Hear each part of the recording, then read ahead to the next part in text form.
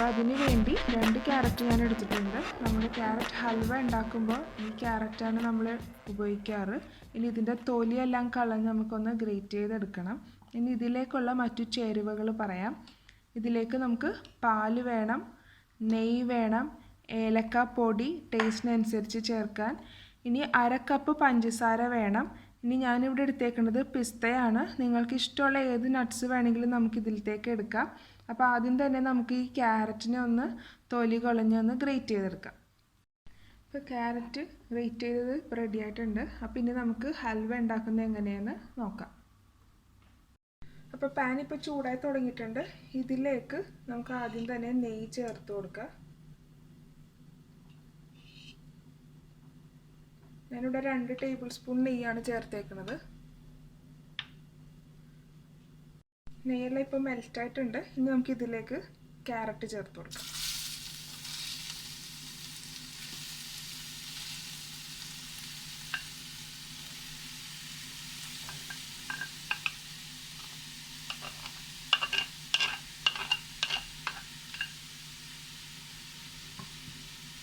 തീ കുറച്ച് വെച്ച് വേണം നമുക്കിന്ന് ചെയ്തെടുക്കാൻ.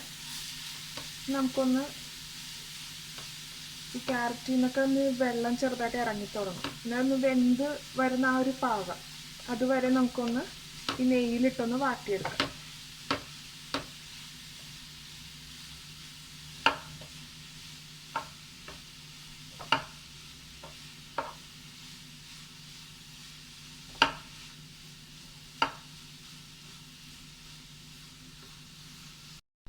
ഞാൻ നേരത്തെ പറഞ്ഞായിരുന്നു ക്യാരറ്റിൽ നിന്ന് ചെറുതായിട്ട് വെള്ളം ഇറങ്ങി തുടങ്ങും.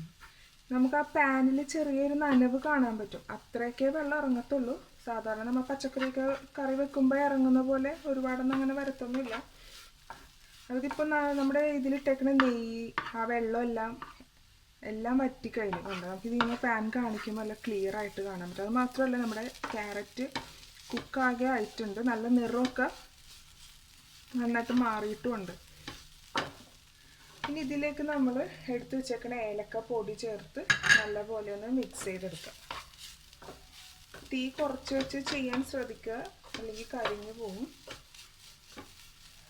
ഏലക്ക എല്ലാ ഭാഗത്തേക്കും നമുക്കൊന്ന് ആകണ വിധത്തിൽ ചെയ്തെടുക്കാം.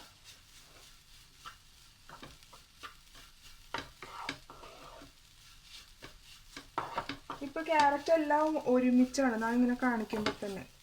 അത് പാകമായതുകൊണ്ടാണ് ഇങ്ങനെ വന്നേക്കുന്നത്. അല്ലെങ്കിൽ എല്ലാം വേറെ വേറെ ഒറ്റതിരിഞ്ഞിരിക്കും.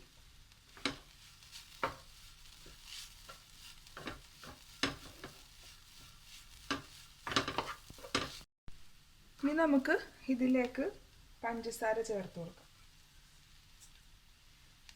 ഈ പഞ്ചസാര എല്ലാം ഇതിൽ കിടന്ന് മെൽറ്റ് ആകണം. അപ്പോൾ എല്ലാ ഭാഗത്തേക്കും നമുക്ക് ക്യാരറ്റിൻ്റെ എല്ലാ ഭാഗത്തും നമുക്കിത് മിക്സ് ആകണം.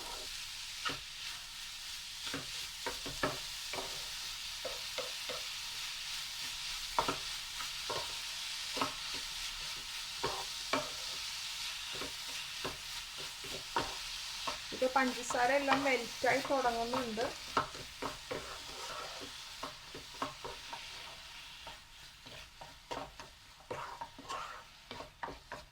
ഈ പഞ്ചസാരയിൽ നിന്ന് ഇപ്പം ഇറങ്ങുന്ന ഈ നനവ് കണ്ടോ, പഞ്ചസാര മെൽറ്റായിട്ട് വരണമല്ലോ. അതെല്ലാം നല്ല പോലെ വറ്റണം. ആ ഒരു സ്റ്റേജ് വരെ നമുക്ക് ഇതുപോലെ ഇളക്കി കൊടുക്കാം.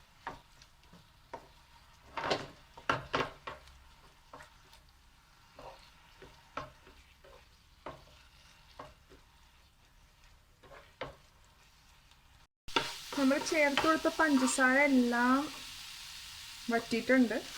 ഇപ്പോൾ ക്യാരറ്റ് ഈ പാനിലിപ്പോൾ എല്ലാം ഒരുമിച്ച് കൂടി. നേരത്തെ അങ്ങനെ അല്ലായിരുന്നു. ഇപ്പം പെർഫെക്റ്റ് ആയിട്ടുണ്ട്. ഇനി നമ്മളിനി ചേർക്കാൻ പോണത് പാലാണ്. അപ്പം നമുക്കിനി പാല് ചേർത്ത് കൊടുക്കാം.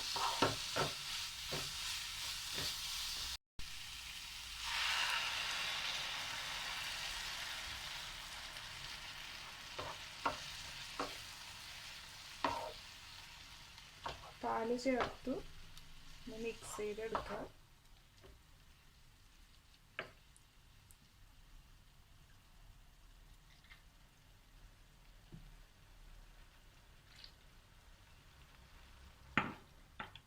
1 കപ്പാണ് ഞാനിപ്പോൾ പാല് ചേർത്തേക്കുന്നത്.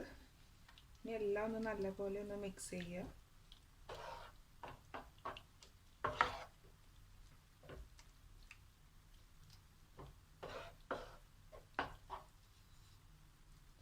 ഇനി ഈ പാല് ഇതിൽ കിടന്ന് തിളച്ച് നല്ലോണം വറ്റിച്ചെടുക്കാം.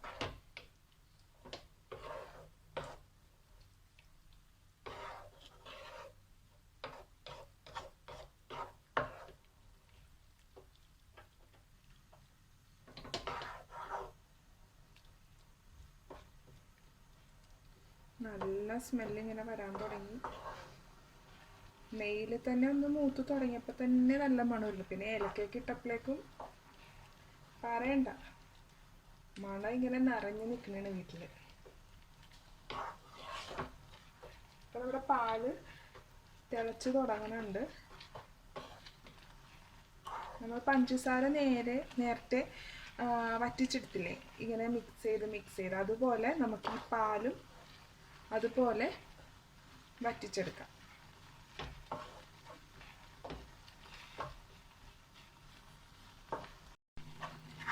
ഇപ്പം പാല് കുറുകി തുടങ്ങിയിട്ടുണ്ട്. നമുക്ക് നേരിയതായിട്ട് കാണാം ചെറിയ നനവ്. പാല് കുറുകി തുടങ്ങി. നമ്മുടെ ഈ പാനിൽ പാലിൻ്റെ ഒരു അംശം പോലും കാണരുത്. ആ ഒരു സ്റ്റേജ് വരെ നമ്മളിതുപോലെ ഇളക്കിക്കൊണ്ട് ഇരിക്കുക. തീ കുറച്ച് വെച്ച് ചെയ്യാൻ ശ്രദ്ധിക്കണം.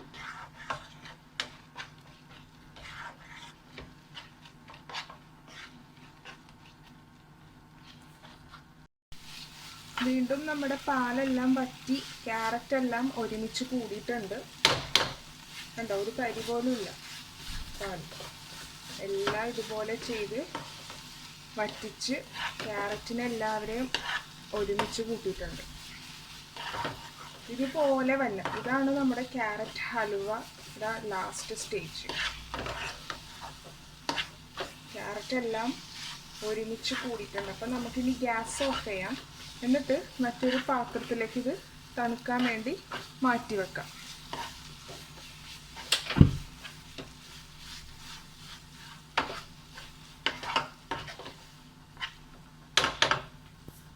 അപ്പോൾ നമ്മുടെ ക്യാരറ്റ് ഹൽവ ഇവിടെ റെഡി ആയിട്ടുണ്ട്. നിങ്ങൾ തീർച്ചയായിട്ടും ഈ റെസിപ്പി ട്രൈ ചെയ്ത് നോക്കണം.